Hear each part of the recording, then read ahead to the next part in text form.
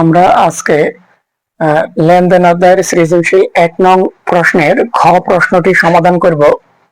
তো খ প্রশ্ন এখানে কি বলছে দেখো, ঘটনা সমূহ হতে লেনদেন চিহ্নিত করে সমীকরণ পদ্ধতিতে তার কারণ ব্যাখ্যা করো। যখন সমীকরণ পদ্ধতিতে কারণ ব্যাখ্যা করার জন্য বলা হয় তখন আমরা এই ঘরটি করি যে তারিখ লেনদেন কিনা কারণ ব্যাখ্যা, অর্থাৎ A = L প্লাস OE।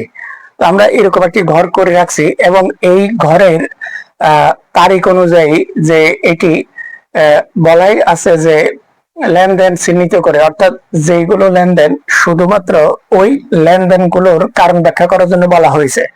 তো এখানে আমরা প্রথমে এই প্রশ্নের প্রথম অংশ আমরা লিখে রাখছি যে নগদ টাকা নিয়ে ব্যবসা শুরু করায় বা ব্যাংকে জমা দেওয়ায় বা এই যে ধারে পণ্য ক্রয় করায়, এই যে প্রথম অংশটি লাইনের প্রত্যেকটি লেনদেনের প্রথম অংশটি আমরা লিখে রাখছি, আর নিচে এই লেনদেনগুলোর জাবেদাগুলো আমরা করে রাখছি কারণ ব্যাখ্যা বোঝানোর সহজ করার জন্য।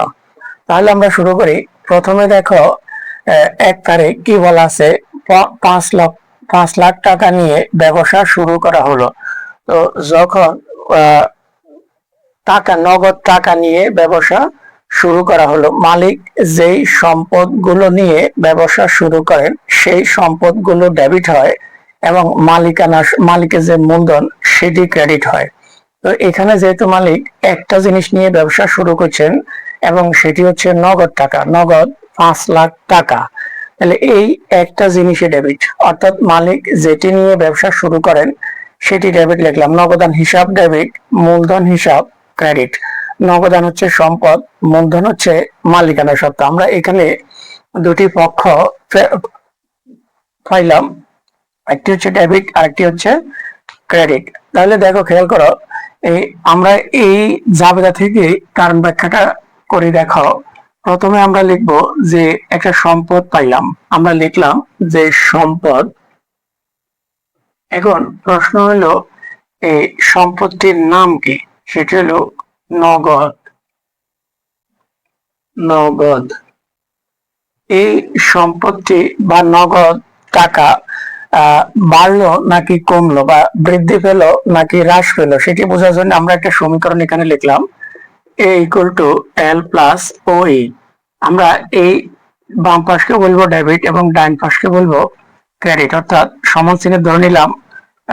বাম পাশে যে A আছে সেটি ডেবিটে এবং L এবং OE যে দুটি উপাদান আছে সেগুলো ক্রেডিটে।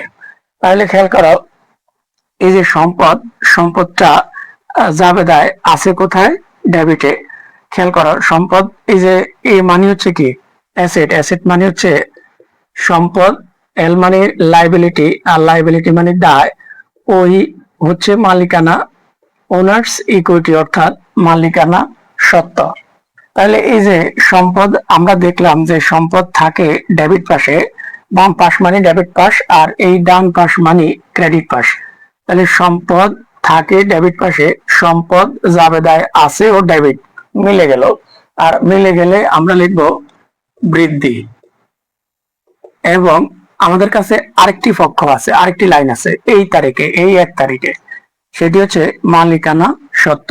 আমরা লিখলাম মালিকানা সত্ত্ব, আমরা সংক্ষেপে লিখলাম মালিকানা সত্ত্ব। তবে এই মালিকানা সত্ত্বের নামটি কি, নামটি হচ্ছে মূলধন। এই মূলধন, দেখো এই মূলধন বা মালিকানা সত্ত্ব কোথায় আছে, ক্রেডিটে। দেখো সমীকরণে, এই যে একটা সমীকরণ, এই সমীকরণে মালিকানা সত্ত্বটি কোথায় আছে, ও এইটা, এই যে মালিকানা সত্ত্ব সেটি আছে ক্রেডিটে, মিলে গেল। আবার বলি, মালিকানা সত্ত্ব জাবেদায় ক্রেডিট, মালিকানা সত্ত্ব সমীকরণেও থাকে ক্রেডিট, মিলে গেল। আর মিলে গেলে আমরা লিখি বৃদ্ধি, বৃদ্ধি পেয়েছে। এই হচ্ছে আমাদের 1 তারিখ। এবার আসো 3 তারিখে আসো, ব্যাংকে 50,000 টাকা জমা দিয়ে একটি হিসাব খোলা হলো। তুমি যখন ব্যাংকে টাকা জমা দাও, তোমার দোকান থেকে টাকা চলে যায়, দোকান থেকে ব্যবসা থেকে টাকা চলে যায়, ব্যাংকে বেড়ে যায়। তাহলে যেখানে বাড়লো ব্যাংক হিসাব ডেবিট, আর তোমার নগদ টাকা চলে গেছে, নগদ টাকা কমে গেছে, তাই নগদান হিসাব ক্রেডিট। তাহলে ব্যাংক হিসাব ডেবিট, নগদান হিসাব ক্রেডিট। খেয়াল করো এখানেও দুটি পক্ষ।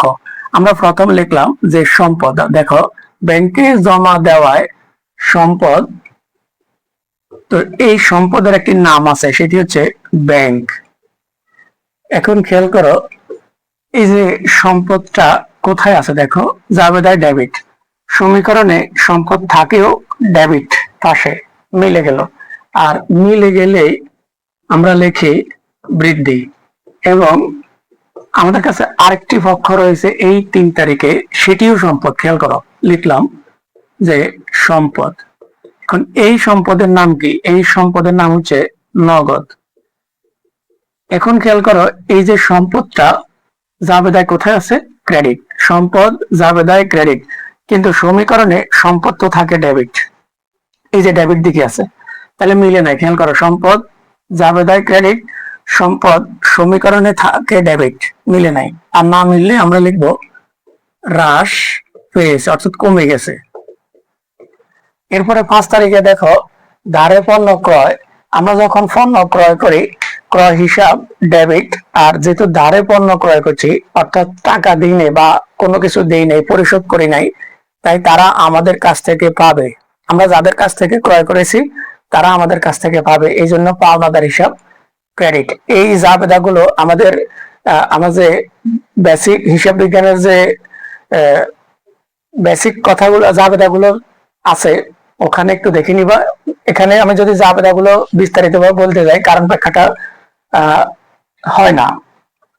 তাহলে দেখো ক্রয় হিসাব ডেবিট, ক্রয় কি হিসাব? ব্যয়। আমার সমীকরণে সম্পদ, দায় এবং মালিকানা সত্ত্ব রয়েছে, সরাসরি কোথাও ব্যয় বলা নেই। তাই আমরা এই আয় আর ব্যয়কে মালিকানা সত্ত্ব বলবো। আয় আর ব্যয়কে আমরা বলবো মালিকানা সত্ত্ব। তো খেয়াল করো দায় পণ্য ক্রয় করায় আমরা একটু দায়টি আগে লিখলাম, যে দায়, এবং এই দায়টি তুমি মালিকানা সত্ত্ব আগে লিখলেও সমস্যা নাই, আমরা আগে দায়টি লিখলাম। তাহলে দায়টা কি? দায়টি হচ্ছে পাওনাদার। পাওনাদার। এখন খেয়াল করো এই পাওনাদার বা দায়, দায় আছে কোথায়? ক্রেডিট। দায় থাকে কোথায়? দেখো এই যে দায় বা এল বলো, দায় থাকেও ক্রেডিট, মিলে গেছে বৃদ্ধি। এবং খেয়াল করো আরেকটি পক্ষ আছে আমাদের, সেটি হচ্ছে মালিকানা। যদিও ব্যয়, আমরা ব্যয় লিখবো না, হ্যাঁ মালিকানা সত্ত্ব লিখলাম। আয় আর ব্যয় হলে মালিকানা সত্ত্ব, তবে ব্যয় হলে মালিকানা সত্ত্ব হ্রাস পাবে, আর আয় হলে মালিকানা সত্ত্ব বৃদ্ধি পাইতে। এটা সহজ। যখন আয় হবে তখন মালিকানা সত্ত্ব বৃদ্ধি হবে, আর যখন ব্যয় হবে মালিকানা সত্ত্ব হ্রাস হবে। সর্বশেষ আমাদের কাছে 20 তারিখ, প্রদেয় হিসাবকে পরিশোধ 15,000 টাকা। তাহলে আমার টাকা চলে গেছে, এই জন্য নগদান হিসাব ক্রেডিট। আর কার কাছে গেছে?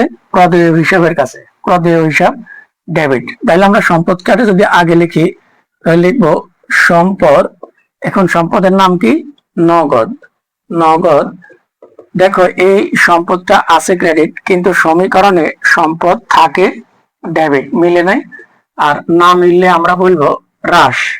এবং আরেকটি পক্ষ হচ্ছে আমাদের দায়। আমরা লিখলাম দায়। দায়টির নাম কি? প্রদেয় হিসাব, বা এটাকে তুমি পাওনাদারও বলতে পারো, কোনো সমস্যা নাই।